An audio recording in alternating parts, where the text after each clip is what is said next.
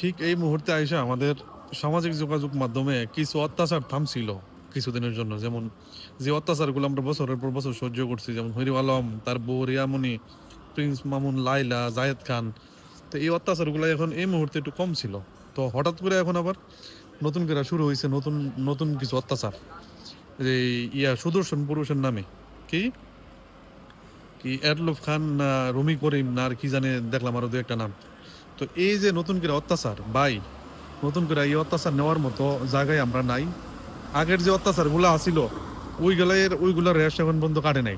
দয়া করে আমাদের উপরে আর নতুন করে এই ধরনের অত্যাচার আর চাপাই দিয়েন না। আমাদের মিডিয়া, দয়া করে মিডিয়ার কাছে অনুরোধ, মিডিয়া আমাদের এই উপর নতুন করে এই অত্যাচার গুলো আপনারা চাপাই দিয়েন না। এগুলার কেমনে বন্ধ রাখা যা, দয়া করে এই ব্যবস্থাটা করেন। আর পারতাছি না, আমাদের পক্ষে নতুন করে এই ধরনের এই এই- এই সুদর্শন পুরুষ নেওয়া আমাদের পক্ষে আর সম্ভব না। আমরা একটু শান্তিতে থাকতে চাই, এই সামাজিক যোগাযোগ মাধ্যমে একটু শান্তিতে ব্যবহার করতে চাই। এই অশান্তি আমাদের উপরে চাপাই দিয়েন না, এটা একটা আপনাদের কাছে অনুরোধ। আমাদের পক্ষে এই মুহূর্তে আমরা প্রস্তুত না নতুন করে আবার এই ধরনের এই সুদর্শন পুরুষ নামক অত্যাচারগুলা নতুন করে নেওয়ার জন্য। সবাইকে ধন্যবাদ।